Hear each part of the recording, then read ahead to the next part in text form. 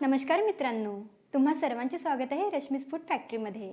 मित्रांनो, आता शेवग्याच्या शेंगांचा सीझन सुरू आहे, तर आज आपण शेवग्याच्या शेंगांची सुकी भाजी बनवणार आहोत। चला तर मग आता आपण रेसिपीला सुरुवात करूयात। या भाजीसाठी मी 5 ते 6 शेवग्याच्या शेंगा घेतल्या आहेत। या शेंगांवरची थोडी साल काढून घ्यायची, पूर्ण साल काढायची नाही, थोडी साल बाकी ठेवायची आहे। म्हणजे मग शेवग्याची शेंग खायला खूप छान लागते।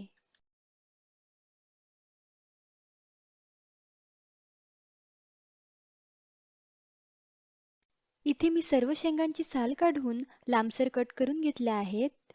मसाल्यांमध्ये आपल्याला लागणार आहे 1.5 चमचा लाल मिरची पूड, अर्धा चमचा हळद, अर्धा चमचा गरम मसाला, 1 चमचा धने पावडर, चवीनुसार मीठ, अर्धा चमचा जिरे, अर्धा चमचा मोहरी, 1 चमचा लसूण अद्रकची पेस्ट, एक मोठ्या आकाराचा बारीक कापून घेतलेला कांदा, एक मोठ्या आकाराचा बारीक कापून घेतलेलं टमाटर, 4 चमचे भाजून घेतलेला शेंगदाण्याचा कूट, 4 चमचे खोबरं कीस आणि 3 टेबलस्पून तेल।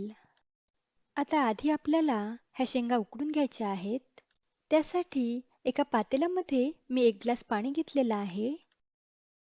आता यामध्ये अर्धा चमचा मीठ आणि या शेंगा यामध्ये घालायच्या आहेत।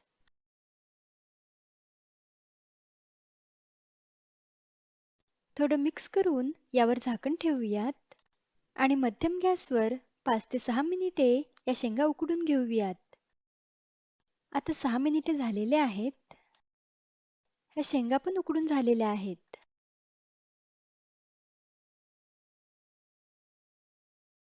आता गॅस बंद करूयात।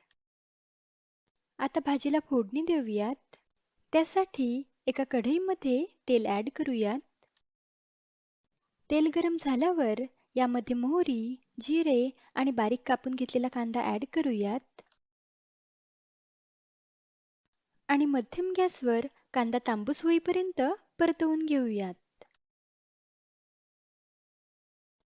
कांद्याला थोडा तांबूस रंग आल्यावर यामध्ये लसूण अद्रकची पेस्ट आणि खोबरं कीस टाकूयात आणि 2 ते 3 मिनिटे मध्यम गॅसवर परतवून घेऊयात।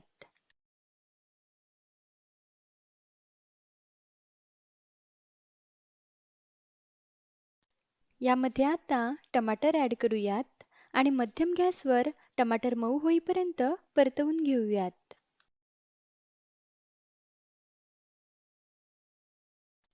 टमाटर छान मऊ झालेला आहे। आता यामध्ये सुके मसाले ॲड करूयात। लाल मिरची पूड, हळद, गरम मसाला, धने पावडर, चवीनुसार मीठ। तर मीठ आपण शेंगा उकडताना सुद्धा घातलं होतं, तर आता मीठ थोडंच घालायचं आहे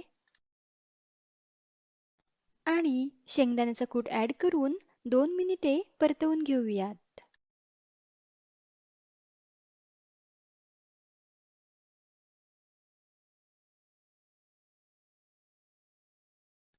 यामध्ये आता उकडलेल्या शेंगा घालायच्या आहेत। तर पाण्यासहित मी शेंगा घालत आहे, त्यामुळे शेंगा उकडताना पाणी अगदी बेताचंच घालायचं आहे। हे सर्व मिक्स केल्यावर यावर झाकण ठेवून 5 ते 6 मिनिटे मध्यम गॅसवर हे शिजवून घेऊयात। तर आता 5 ते 6 मिनिटे झालेले आहेत। आपल्या शेंगा पण छान शिजल्या आहेत।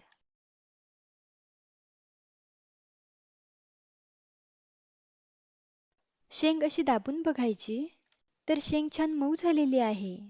तर आता गॅस बंद करूयात। इथे आपली एकदम चविष्ट अशी शेवग्याच्या शेंगाची भाजी बनवून तयार आहे। ही भाजी तुम्ही वरण भातासोबत साईड डिश म्हणून किंवा पोळीसोबत सुद्धा ही भाजी तुम्ही खाऊ शकता। तर मग तुम्ही पण शेवग्याच्या शेंगांची ही भाजी बनवा आणि तुम्हाला ही रेसिपी कशी वाटली ते कमेंटमध्ये मला नक्की कळवा। लवकरच भेटूयात अशाच एका रुचकर रेसिपीसोबत। धन्यवाद।